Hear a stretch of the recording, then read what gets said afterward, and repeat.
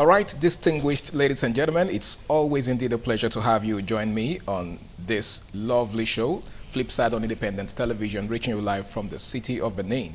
Well, today is not an exception. I feel so elated to be here with you. And of course, today we're having a very interesting conversation, something that a lot of persons have come to see as a menace, a growing menace in our political landscape. And I personally believe that if this is not, nipped in the bud, if it is not curbed, it's going to become a major problem. Okay, so it's something that has to do with Godfatherism in Nigerian politics. Is it fading or is it evolving? All right, so that's the million-dollar question that we're asking today. I'm sure a lot of you out there are quite familiar with this menace, Godfatherism in Nigerian politics. Is it something that is gradually waning? Is it fading out, or it's just reinforcing? Well, that's basically what we're going to be discussing today. And of course, I'm not alone. I've got two amazing young men with me in the house, and together we're going to be doing justice to the discourse. To my far left is, a friend and brother, William Sediai. He is a public affairs analyst. Welcome on board, bro. Thank you very much, Harry, for having me again. Yes, thank you so much for doing me the honor of being on the show with me. And of course, seated next to Williams is another public affairs analyst who goes by the name of Osaro Edokbayi. Thanks for having me again. Good afternoon, viewers at home. It's always a pleasure to be on the flip side. Thank you so much for being with us on the show. This is probably the third time you've been with me on the show, right? Yeah. And of course, you always come with the fire. And I'm sure today is not going to be different. Okay, so let's get talking, gentlemen. A very interesting topic. Godfatherism in Nigeria politics. Is it evolving or is it fading? Who would like to take the first shot? Let me start with you, Saro. The honest truth is that... let's even begin, all right? Let's begin. How would you describe Godfatherism? What's Godfatherism to you? Maybe we should start from there. Okay, let's just take a quick look at the definition of Godfatherism. Godfatherism, is a process by which we have the elites. Okay. You understand? Some elites who are the bourgeoisies in a state. Okay. Or at the local level, local government level, you understand? And these are the people that influence people who they want. They influence anybody. Like, for example, I can say William is capable, but William is not loyal. Okay? And I'll go and bring capability versus loyalty. Yeah, so I'll go and bring in somebody who I feel will be loyal to me, and then I will sponsor the person with my finance and my network. By loyalty, you mean someone who's ready to dance to my tune, so that it will give me access. When he eventually emerge as the winner, and he's now maybe the governor, he's now maybe the senator, he will give me access. We can do it maybe 50-50, or if I'm greedy, we can even do it 60-40. Yes. Okay. Yeah, so that's Godfatherism in the layman terms. An ability for somebody, a strong man, behind the scene to influence electoral process. That's Godfatherism. Okay, so someone who has the capacity to influence an electoral process. Massively. Massively. All right, Williams, do you share that thought or you like to differ? Just to add to it, is the one that has the unimaginable structure that controls the resources, have that voter acceptance. They look up to the person like, trustworthy person in the society by the reason of we have conquered the people either through a philanthropic gesture or through charity. Like the common one I can give to you, grading our street, assisting philanthropic projects, or even this for a foundation. You're talking about someone NGOs. who is not within the government, the corridors of power. Yes, it's not within, but they've done a lot just to project. They say, first of all, they first project themselves. They may not really want to do it through the government aspect now, but they've projected themselves. They've already over time win the acceptance of the people. It can be in the streets, but then they have these structures. First of all, they have the money, they have the structure. Everything is within them. So they then look for somebody that they can anoint. They call it, they say, this one will anoint this one. But before then, you must have had a lot of chronics now, or proteges, or godsons around this political system, so that when they pronounce, they say, okay, now let's bring this person in to be the governor, to be the president, to be the senator, local government chairman, whatever, or state assembly member. Then they anoint this person, and then it spreads the names around us. Okay, work for so person in different spheres, different local governments, go down to the world, down to the units. So they work for these persons, and then the person emerge. Just like what Osaro gave, the key factor there is that the person must be loyal. Loyalty, that is what the Godfather wants. You know, that for this issue between there is Godfatherism comes as the relationship between the Godfather and the Godson. The Godson. So when we are saying God, when you say Godfatherism, so where there is a Godfather, there is a Godson. Yes, when you say Godfatherism, you are trying to say, okay, you are dwelling on the relationship between him and the God. So the Godfather now is the ones that anoint the Godson to become whosoever I want to be in the political system. That when he gets that loyalty, if there's no loyalty, he will not bring the person up. When there's loyalty, he brings the person up. But most of the time, they do it, you just, okay, let's use this person out of the fact that they want to change some political policies, okay, economic policies, whatsoever it may be. The person in the first place may not be loyal.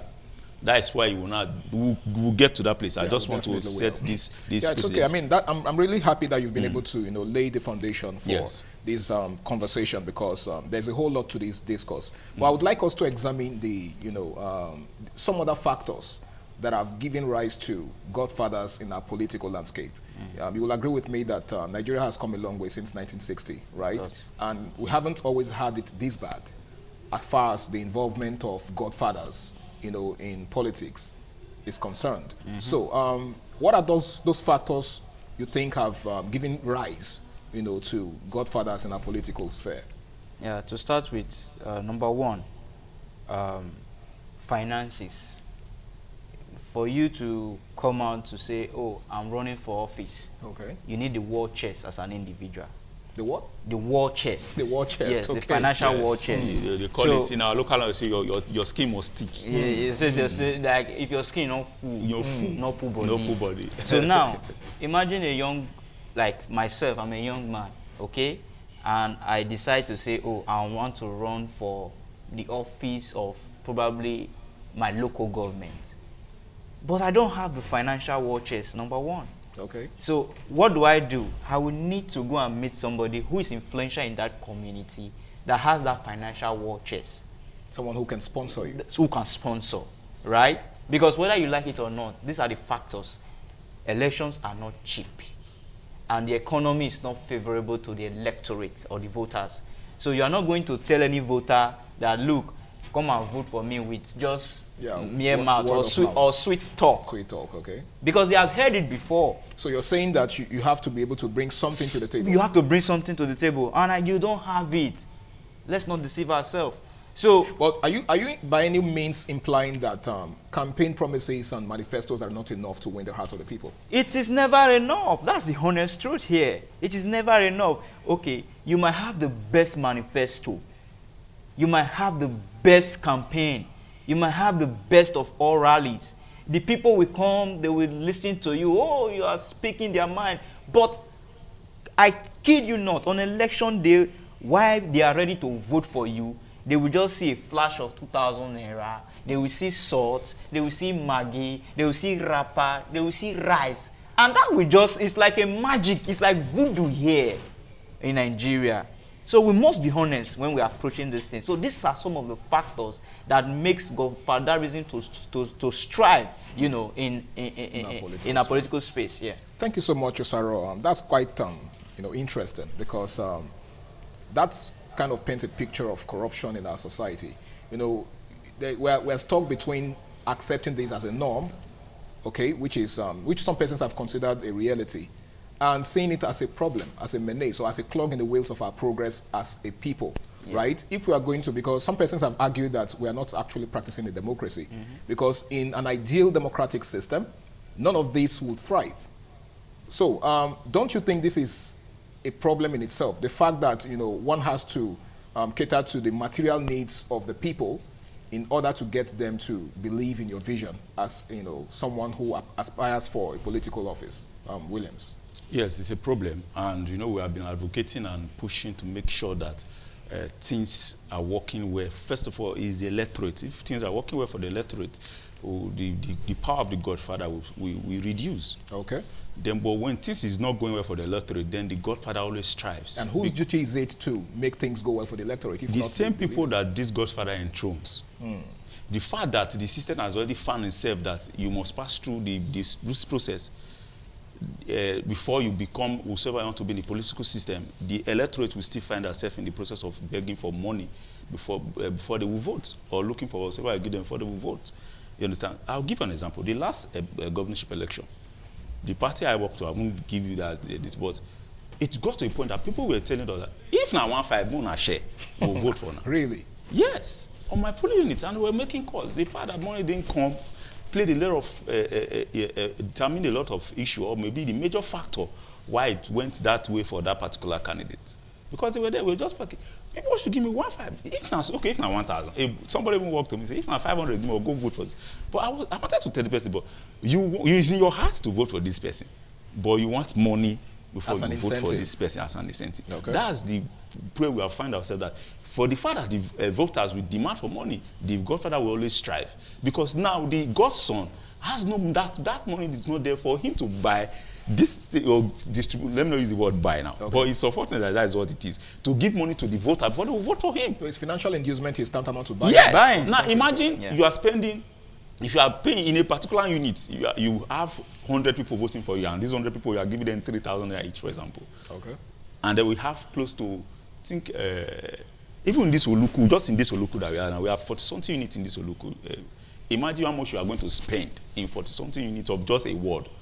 And then we have close to, think how many wards? 192. 192 wards. Yeah, those they get to the units. I mean, so you must spend, just for buying votes, you are spending close to 3 billion or plus. Over 4,500 polling units. Yes, you are spending close to 3 billion for determine the turnout.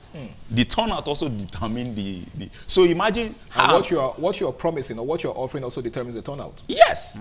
So for example, I'm campaigning or rooting to be a governor. And where am I going to get the billions to buy to induce the voters, of which that is what they need? So that is the Godfather is always there to chest this for you, just like what he said, the broad chest, to do that for you. Okay. And then in most scenarios, there are even more than one. That is why you see that when the Godson emerged, his hands are tied. They determine everything. Why his hands usually tied? Because we've heard a lot of political office holders, especially governors and so on and so forth, telling you that their hands are tied. They cannot deliver the dividends of democracy because they have to first serve the people that brought them to power. So isn't that, I mean, how's that supposed to be a problem? Because your primary assignment as an office holder is to cater to the needs of the electorate, the people. So why is your loyalty first to an individual before the people? First of all, the Godfather is there. There's another one called the Mafians. The Mafians. Is a very it's probably a colloquial term. Yes, colloquial. Mafian or Mafianism. And then there is other one you get to, which is now the Godson, the Godfather, the Mafia, and the Godson. Most of the time, that's like a tripod. Yes, the Mafia is supposed to be independent of the Godfather, but the Nigerian system or the way it's involving nature. So the Godfather controls the Mafia and to assist it. So now it has its own structure, but it needs these other people. So that's why there are more than one. Okay. That's as I said, there are more than one. So they are spread out to the part of the state, the country. So interestingly, I mean, you just mentioned a very, very funny concept, because I'm quite used to Godfathers. I'm used to the Godson. I'm not used to the Mafias. But I'm going to, I'm going to need you to throw more light on that. On the Mafians. Right? Yes, the Mafians, because that's a very, very. It's a new word to me. Oh yes. Okay, but hopefully, when we return from this break, you throw more light on it. Please stay tuned. All right, welcome back. It's still Flipside on Independent Television. And before we went on that break, Williams was taking us on a journey through another angle to this conversation. You made mention of Mafians. Mafians. Yes. So can you throw more light on that for the benefit of those that might not know much about it? When you talk in book, It's called the Mafians. On paper? On papers. It's called, sorry. Okay. On paper, it's called the Mafians. All right. But I will put it on the layman terms. Yeah. The Godfather, once I'm using this word, just know that in place is standard of the Mafians. You have the unions, okay, the agberos, you have the professional bodies. You can call the lecturers, doctors, or professors, and all that. Both of them. So you mean to tell me that the professionals and the agberos or touts, yes, are in the same category? Yes, they are in the same category, but they are different, you understand? So okay, you can classify them under the Mafians. Okay. Yes. So these are people who also have control over some structures. So that the Godfather most times doesn't show his face. He uses these people to influence the electorate, the societies. Okay. So now, he then introduced this godson to them, work for him. So inside this place now, you have people who are going to read the results. You have people who are going to educate the people. You have a lot of things inside these people. The agberos, the ones that are on the tout. Those ones who use. Is it safe to say that these people are the grassroots? Yes, because they are closer to the people. Yes, it's like a ranking, like a structure, an hierarchy. So it goes down to the unit. Okay. So you can say, okay, so to say the tout falls down to the unit. That is why you use the violent arms. Yes, because the Mafians are the violent arms, violence on paper, violence in the maths, violence with the pulse, violence with the. So they are violent in different. Yes. Forms. When I say violence with the pen, violence with the math, violence with the pulse, okay, the money buying. Okay. So violence with the ones who bear arms. Because there's no way, we have tried our best in this to make sure that electoral violence does not occur. But it's as a result of the Godfather. When you see, it's a lot of things. So make sure that Nigerian electoral system is free from this. Godfatherism is not bad. We will come to that. It's not bad in its sense. But because of the greediness of the Godfather. Political aspirants supposed to have godfathers in the first place. Yes, it's not bad. I can tell you why it's not bad. I will come to that side because in the rich terms, they are supposed to be mentors. Okay. Mentors, as in aids, you understand? But they've done more than that. They are not being greedy, selfish interests that results to why it's becoming so violent that we are now targeted as a very bad omen. But I've heard some persons say that in politics, there are no permanent friends or enemies. Only permanent interests. Can you really divest interest from, godfatherism? Or from politics generally? There's no way you can take is it possible for someone to throw his weight behind you without having any personal interest? It is not possible. Or without expecting anything in return? It is not possible. There must be something. But doing that, it should not be your own selfish, but it should be things that is going to favor you and the masses too. So it should be a win-win for both of you. Win-win. Okay. Because your son, in their distance, if these people, their children are in this country, there's a way you can make sure that they don't leave the shores of this country. Okay. You will see that a lot of things will work out for the common man because their children are not stepping the foot on the bad road. Even if they are in the bad roads, they use the best pattern. They don't spend time here, they travel abroad. So if they are also doing this, facing the same issue with the electorate, then you see that a lot of things will change. Let me just butt in a little so that we can get proper picture. And in addition to that, I'd like you to respond to what he said earlier about godfatherism being inevitable. Do you agree? Of course. Like he said, it's not really a bad thing. Okay. It's like a mentor to a mentee. Okay, so back to your initial thoughts. So my initial thought is that, like you was saying, if this godfather's children attend the same public school that you and I are attending, do you think that such public facility will be in a dilapidated situation? Never. No. Because first and foremost, the godfather is loaded financially. So he would not want to send his award to his public school that the ceiling is broken, where the sunlight hits them directly. He wouldn't. He would not also want the child to go and share a public toilet that is messed up. Okay? He also don't want to share a public toilet where there are no sick bay. Okay? So these are the issues. Now, if we are able to say, look, the problem we are facing today is that we don't have stringent laws for the elites. The laws, it's not that the law is not there, but the law is only effective to the poor. To the poor, okay. You understand? If the law affects and binds all of us, there will be a drastic change in all of those things. Now, I'll give you an example. Now, if the public health care center is in a dilapidated condition, and the so-called godfather we have to send his wife or the children to that public healthcare facility, do you think there will be no good bed, hospital bed? Do you think there will be no equipment, medical equipment to make sure that all things, being equal, you'll be okay? Okay. You understand? So these are the challenges. If there are laws that say, look, all public, officials, whether you are hiding as a godfather or not, because whether you like it or not, we know. He made mention that we don't know this godfather.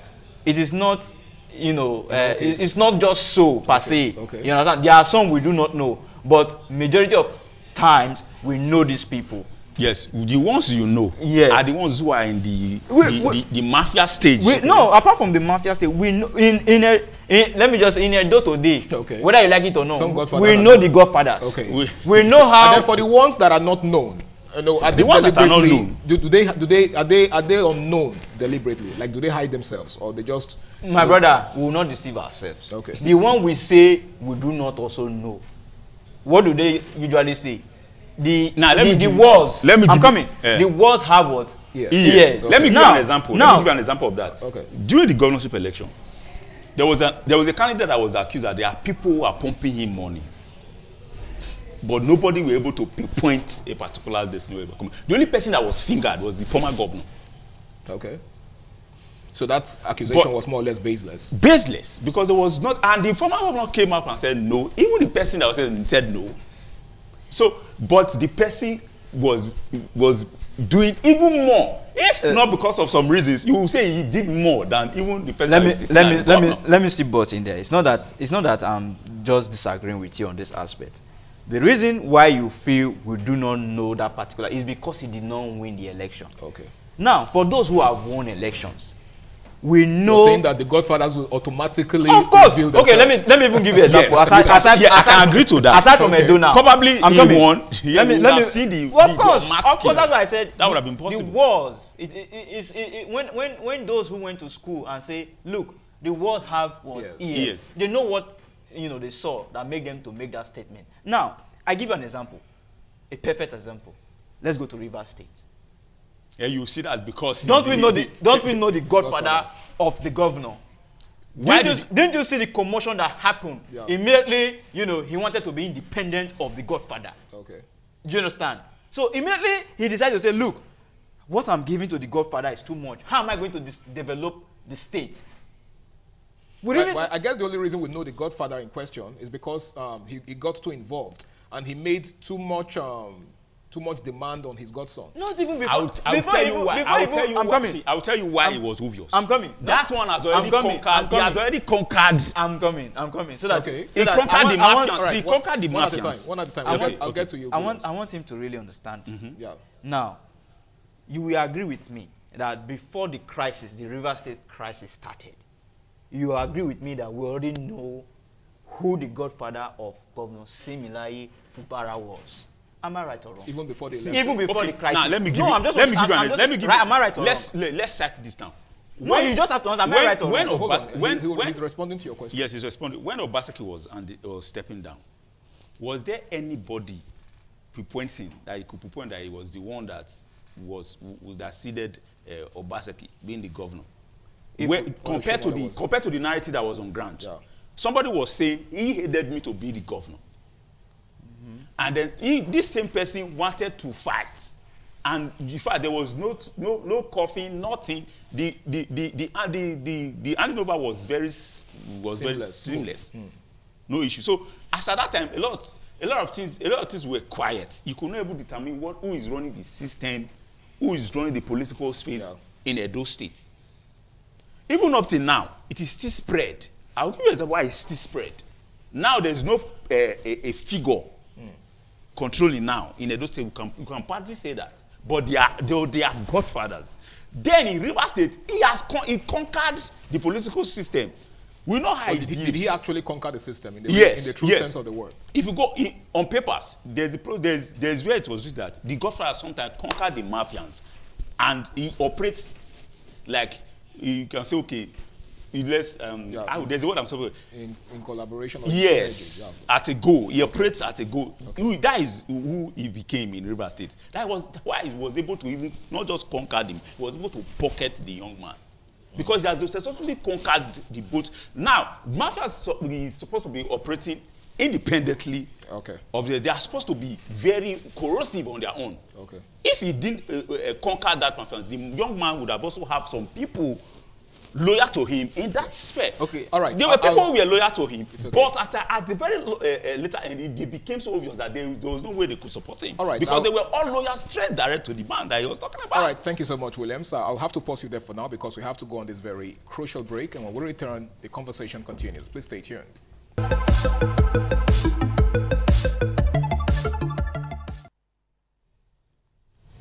Yes, it's great to have you back. It's still Flipside on Independent Television, and we're taking a look at Godfatherism. Is it evolving or is it packing up? Williams. the little argument was very interesting, because it goes a long way to show how dynamic this issue of godfathers, godfathering is in our politics in this country. You understand? Because there are some states that are the dynamic nature.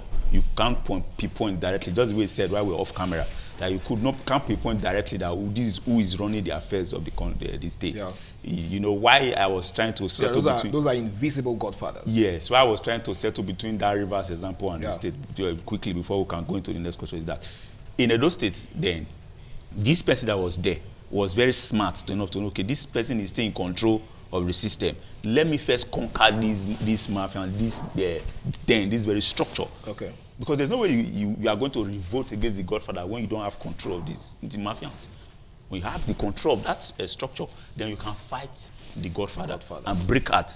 Then in Rivers, in Edo State, Obaseki was able to control before he did whatsoever he did, and then was successfully broke out of the Godfather. In Rivers, the man just came in, don't go up to 4 months. You have not even done 2 to 3 years. You want to fight the Godfather. Who just was he actually fighting the Godfather, or the Godfather was fighting him? No, yes, it's vice versa. Vice versa. Okay. The Godfather wants to hold him. He is trying to break out of the game. You must fight. So he has no that control over that mafia, that structure. Yeah. He has not done that, and for you to do that, it takes you years to get these people to be loyal to you. Once they are loyal to you, even if it's up to 3-4 years, just be patient. When you get it, then you can revolt against the Godfather. Once you don't have control over that structure, there's no way you can revolt against the Godfather, because he will see also manipulate you through that same process that brought you in. So that was why Wike was able to hold him ransom. To the fact that even he was so strong that he could not break him, because he also contributed to the federal system, the federal structure that we are having now. Okay. So he had to revolt back to say, okay, since this structure in this state cannot do it, let me use the federal mines that I have. Right, and then he was suspended. All right. Thank you so much, Williams. I would like to ask you this, Osaro. Yeah. In practical terms, can a godson truly be independent of the control of his godfather or her godfather? Honestly speaking, if I'm to answer you, in political dictum, I will tell you it is impossible. Why? Now, the godfather is not just sponsoring you. He's making an investment. And you don't expect someone who has made an investment not to get returns for his returns. Yeah, no. We must be honest with ourselves. ROI. You understand? We must be honest. All right. But the only paradigm shift that I see can work is that if you and the godfather can come together and say, look, for the purpose of our state, for the love of our state, you still get whatever you still make profit, just like a bank loans you money. Okay. Yes. They will get what we call interest. Okay. You are still going to get interest. I'm still going to give you profit on one side. We all know that when it comes to the Godfathers, they are in charge of contracts. Yes. And they inflate it. They even give you appointees. Now, when it comes to contract inflation, what I want you to do as a godfather to a godson is listen to me. Don't overinflate it. Well, you can't tell a godfather not to overinflate it when he has invested so much into you. Yeah, that's what I'm trying to say. Because what he has, the volume of, or the quantity or quality of what he has invested in you will determine what his demands will be. Yeah, that's why I said, since we cannot separate both of them, they are already intertwined. Okay. Like the fish that is on the hook. Yeah, it's already, they are glued together. Okay. So now, for the interest of the states, for development to come, okay? Yeah. We have to come together, we sit, and say, look, I respect you. You have to give him all the respect because you're already choked. You are indebted to him. Okay. Now, for the benefit of our state, we need to move. It's just like, if you're a big man today, what do you give to your state? Is it your state that should be given to you, or you have to give back to your state in what we call the CSR, corporate social responsibility? So you talk to him, you try to make him understand and say, look, for our state to progress, we also need to, of course, interest is important in politics. Everybody comes with their interest. But we have to, cut our interest to a sizable level so that development can come. If you ask him, would you like it if Edo State is now boasting of a 5-star, let me just use 5-star hospital, for example, or a world-class ultra-modern hospital? You keep seeing projects that some of our governors are executing in Nigeria. What do they target?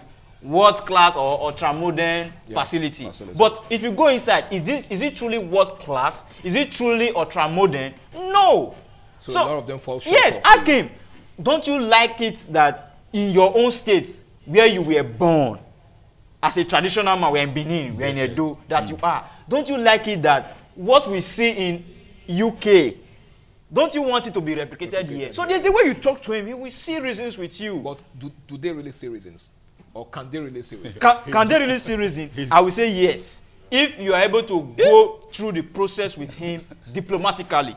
All right. Because I'm not the one in charge, but God willing, I become the governor. I will not use brute force against my benefactor. My godfather now. Your godfather is your benefactor. True. So I'm not going to use brute force. I want him to come. We'll sit down. Let's dialogue. He's my brother. He's my father, right? You're still going to get something, but it's not going to be, because we need money to work for the state. We need to develop the state. The state needs to move forward. Which is your primary assignment? Yes, that is my own primary assignment. And I know that you have invested a lot. First thing first, all your investment, you are going to get it back. So whatever profit that now comes, please, sir, accept it so that the state can develop. All right. Thank you so much, Osaro. Now, that sounded pretty easy, but I saw Williams, or I still see him smiling, which tells me that he actually has a whole lot to say. Now, Williams, to whom much is given, much is expected. Do you think some of these godfathers are greedy? Judging from what Osaro has said. Would you attribute this to greed? Some of them are greedy. Okay. And some of them are demanding for... And some godsons are also greedy too. Yes, some godsons are also greedy. And if the godson becomes too greedy, the godfather can revolt and get angry and say, okay, you are not coming back. Or just like one that one now, he say he's established 1 term. They are even calling him 1 term governor because he revolted against his godfather. The fact is that when the godson is a very good negotiator, he's going to strive. You understand? There are some people who are very smart and cunning. So you agree with Osaro that negotiation or dialogue, could be effective? Is another key. Is the major key is making sure that there's peace between the godfather and the godson. The godfather has invested. Take this to anywhere in the country, in the world. Not me say in the country, in the world, it is what you get. But the fact that in our contemporary Nigerian politics is becoming like one violent thing. Then the way they are going about it is making it look as if it's a very bad and dangerous do or die affair. In anywhere in this world, there is always a godfather and a godson. There is always a interest protected, and there is always benefit going to the godfather. So, do you also think that, sorry to interrupt, do you also think that these godfathers invest too much? it is because of the political system that we find ourselves. That's why godfathers invest too much. Okay. In the recent, the godfather is not even supposed to invest as much as they are investing in this country. What is the greatest investment of the godfather in the first place? Is supposed to be the structure, the people that are very loyal to him, not the financial aspects. Okay. It is because we also have great people in different political offices, in different political parastatals that also determine the success of the godson. That is why the godfather is spending too much and demanding also even too much. Okay. So if these people in these various sectors, even up to the mafians, they know that it's only this period that we can get this money. Okay. So, and then, mind you, inside there, they are also trying to groom themselves to be also independent of the godfather too. All right. You understand? Okay. Because they also want to benefit what the godfather is also benefiting. And then right inside there, they also start sponsoring their own cronies, their own proteges. All right. So in a nutshell, you're saying that where there is dialogue and negotiation, yes, the best much of thing the drama is that happens between the godfather and the godson could be crossed. Good dialogue and good negotiation. They can say, okay, fine, I know I have to pay you, but let me initiate this project that you can start getting returns. All right. I don't want to have to give you the raw reward, but let me invest it, and then you can start benefit from these. From this statement, you can link it to a particular state in Nigeria. Don't worry, you tell me that state, but I'm trying to be very, very diplomatic, in revealing the state and everything that happened within that state. Well, it's still Flipside on Independent Television. We shall be going on this final break, and when we return, it will be time to wrap things up. Please stay tuned. Yes, it is the final lap of the show, ladies and gentlemen. Flipside on Independent Television, and at this juncture, I'd like to ask this very critical question. Can electoral reforms, reduce the influence of political godfathers? Yes. Okay, in what ways? What reforms do you think could be put in place to reduce the influence of political godfathers? When there's a reform, the most important thing, first of all, is to make sure that there is internal democracy striving each political party. That issue of vote buying, you nail it to the board. And then the voting pattern, and then campaigning system. The most important thing also is what will I say now? The nailing vote buying to the wall. Okay. We should do that. You will discover that the godfather will become, to some extent, we've heard some persons say that the culture of vote buying has come to stay. Yes, it's a very broad issue. It can be nipped in the bud. Nipped in the bud. Nipping it to the bud is making sure that the security personnel that you see on that day, immediately you see anything like that, arrest and prosecute. Once that is done, in 2-3 electoral cycle, we will successfully win that over. And when you discover that each political party, their process of getting the candidates is not proper, didn't go as against their own party constitution. You bring that candidate. The person does not participate in the election. That is on. You do that 2 to 3 electoral cycle, you successfully nail that to the wall. And you discover that you have already reduced the influence of this godfather in our political system. The fact that there's these two problems that is trending, that the godfather can just come and say, okay, you impose a person on different aspirants. It starts from there. Okay. There are people who are campaigning, who are doing consultation, trying to visit each ward, trying to visit the electorate, who are going to also now they want to meet electorate for the political party now, the members of the political party who are going to vote on that day of a convention that comes as delegates, and that determines who is the flag bearer of the party. Once you are able to make sure that you think that, and that there's no one person that will just come and impose a candidate on you, on the rest, okay. Then you start from there. You have successfully you have a breakthrough there, because if there's party democracy strive, then we win a lot of things. Then you also need the issue of vote buying. we've solved a lot. And then in our local language, you got pata of them, or you make sure that the person who is calling the result is not being induced again. Once you read what you see in the book, you read it successfully as it is on the book.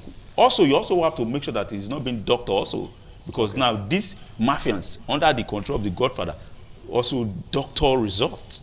Okay. Once you are able to prove that results are not doctored from the unit to the world, but to local government to state, the outcome, then we have a free electoral system that then the godson or whatever the person that becomes governor or whatever is free from the total control. All right. Thank you. Osara, as we begin to wrap up quickly, in the light of recent developments, do you think godfathers, political godfathers, are becoming stronger or weaker? I will be honest once again. In our political space, they are becoming stronger. And I will give you an example. Why do you come across as a prophet of doom? It's in Nigeria, people don't like to hear the truth. Okay, so you're being realistic. So I'm a realist. So I speak the truth, and I know the truth offends people. So I want you to get offended, so that you can wake up. I'm not offended though. They not call me sometimes when we are online having a debate, maybe a space or whatever. They say just like you made mention that I'm a master of doom, that I like to radicalize people. Yes, if you don't say it the way it is, you cannot radicalize the electorate. Okay. You cannot open their eyes. Okay, like he made mention. Now we have electoral laws. Ask yourself, it is not just the law. Are we implementing it? Most of the things he said, they are already there in the 2023 Electoral Act as amended. So they haven't been implemented? But no implementation. Okay. The Electoral Act already condemn you from bringing money to the polling unit to buy votes. Yeah. And you have policemen there. Even the policemen will even be helping, because when you back channel, they already be compensated or tell yes, that's the influence of the Godfather. The policemen even they already make calls to their Oga. It could be the DPO, the divisional police officer. It could be the commissioner, and say, look, allow the people you are sending, the security men, allow them to look the other way. And when I experience it. At my polling unit. But what if their superiors are not entirely aware of what's going on? Let's be real. No. You are playing the devil's advocate. See, I'll give you why. I'll give you. In the last local government election, in Okada, where there was sporadic shooting of guns, we are calling different commands, different IGO commands, soldiers, or whoever. We call. I say, we will act, we will call, we will do this. Don't worry, we want to call this. At the end of the day, nothing happened. But we called the appropriate Chinese. What happened? Because they've already called all of them and said, all right, stand down. Stand down. That's the order. Stand down. All right, gentlemen, I really do wish we had more time, but I'm afraid this is all we have to call it a wrap on the show today. There's actually more, to discuss, and hopefully we'll have a part 2 of this conversation. But, issues like this are never laid to rest, because the more you examine them, the more you see more to be examined. I want to say a very big thank you to you guys for being with me on the show today. It's been quite an interesting conversation, and I'm hoping that the powers that be and all of those that are affected by this discourse have been paying attention and taking notes, just so they'll be able to do the needful for the betterment of our society. Once again, a big thank you for being with me. Thank you. Thank you very much. All right, it's been Flipside on Independent Television, and if there's anything that I have that I'm taking away from this, it's something that Williams made mention of earlier. The fact that Godfatherism is not really a strange concept. It's something that cuts across different parts of the world. I think it's obtainable in, even in the Western society, okay? But what makes the difference is the attitude of the players, in the picture, the godfathers and the godsons, okay? There is always somebody that is willing to help you, achieve your goals or fulfill your dreams. So let's say you're aspiring for a political office and you do not have the resources or whatever it is that is needed to, actualize your dream. That is where godfathers come in, okay? But I believe that there has to be a way to strike a balance between giving back to the godfathers and also delivering on the dividends of democracy.